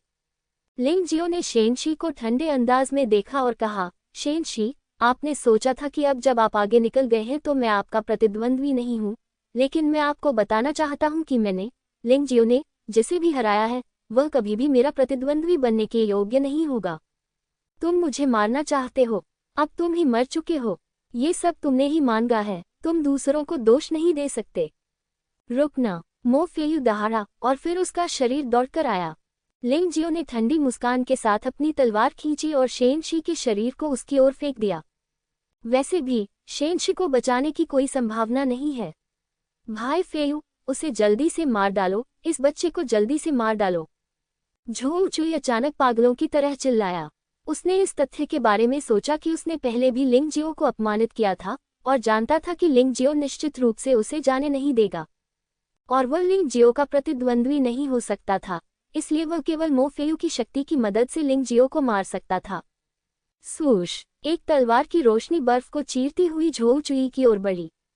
सौभाग्य से दूरी बहुत ज्यादा थी। झोंग चुई ने बुरी तरह से चीख मारी और कई बार गधे की तरह जमीन पर लौटता रहा।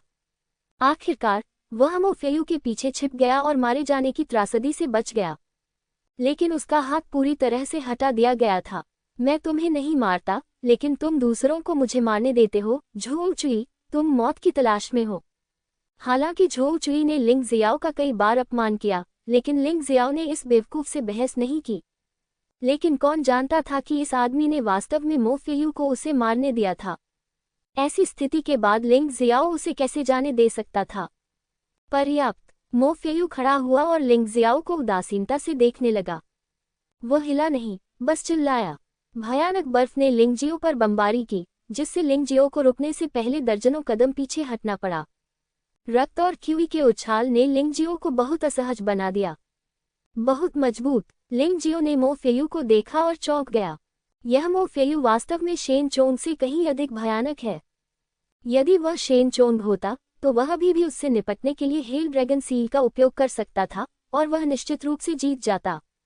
लेकिन वह मो फेयू द्वारा छोड़ी गई भयानक आभा का विरोध नहीं कर सका।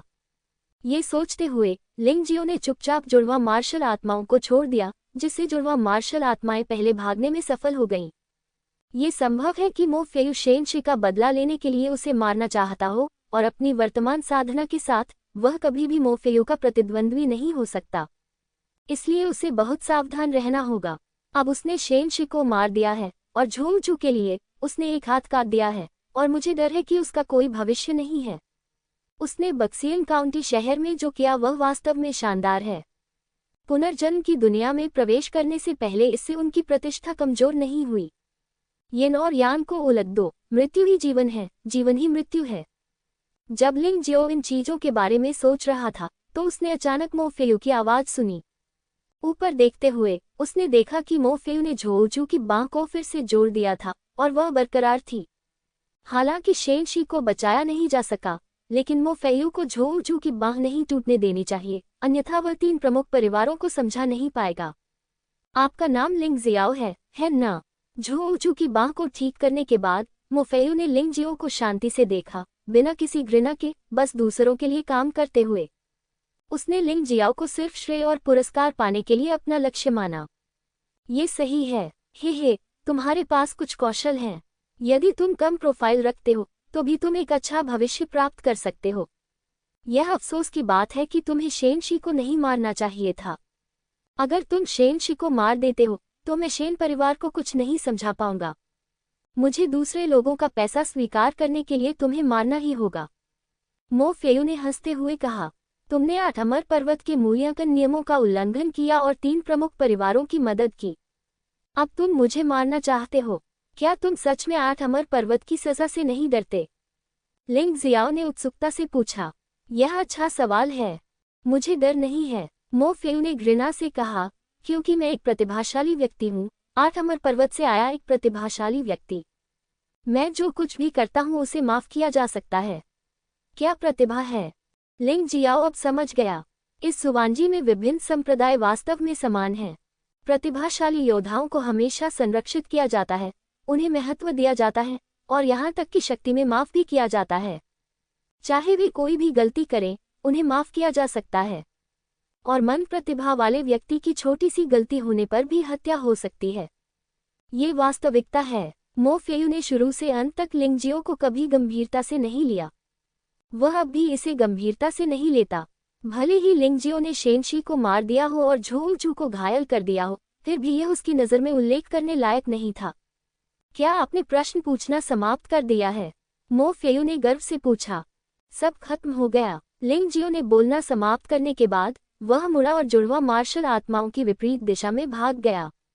मो फेयू ने उसे उदासीनता से देखा और फिर धीरे से अपने हाथ में हंसपंख का पंखा लहराया। लिंगजियो के शरीर में एक विशाल बर्फ का शंकु घुस गया और फिर वह जमीन पर गिर गया, लेकिन खून नहीं निकला।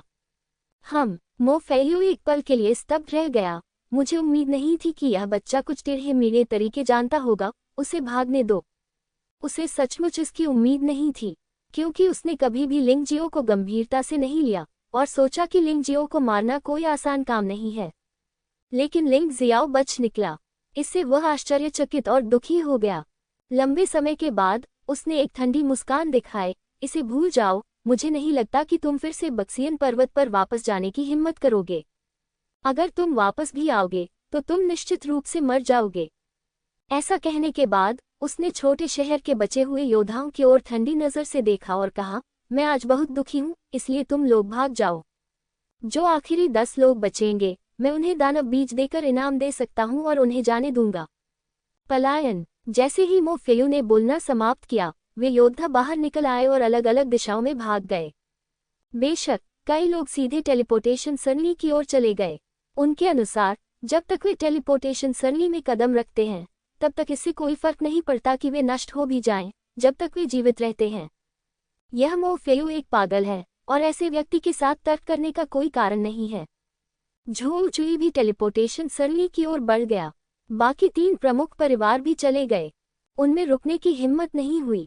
मो फेयू लिंगजियो को मारने में विफल रहा और वे चिंतित थे कि लिंगजियो अभी भी यहाँ था। अगर मो फेयू चला गया और लिंगजियो उन्हें फिर से मारने आया तो उनके पास लिंगजियो को मारने का आत्मविश्वास नहीं होगा। शेनशी का दानव बीज क्यों चला गया? झोउ चुई के जाने से पहले वह जादुई बीज निकालना चाहता था जिसे शेनशी ने स्टोरेज रिंग में डाला था। कौन जानता था कि शेनशी की स्टोरेज रिंग गायब हो गई थी। लिंग जियाओ, वो कमबख्त लिंग जियाओ। झोउ चुई ने चारों ओर देखा, मानो हवा और घास में सब कुछ लिंगजियो की छाया थी और वह इतना भयभीत था कि वह जल्दी से बाहर भाग गया। लिंग जियाओ नहीं गया, वह एक ऐसी जगह भाग गया जहां मो फेयू उसे ढूंढ न सके और फिर वहां पैर मोड़कर बैठ गया। जब मो फेयू ने आक्रमण किया तो उसके द्वारा उत्पन्न बल ने उसे यिन यान क्षेत्र के मध्यवर्ती स्तर के आधे कदम की दहलीज को छूने पर मजबूर कर दिया। उन्होंने वापस जाने से पहले किसी सफलता का इंतजार करने का निर्णय लिया। खैर, अब आधा घंटा बीत चुका था, इसलिए उसे कोई जल्दी नहीं थी। अब जब उसने शेनशी को मार दिया है तो शेनचोंग उसे जाने नहीं देगा। यह अनुमान लगाया जा रहा है कि मो फेयू उसे आसानी से जाने नहीं देगा।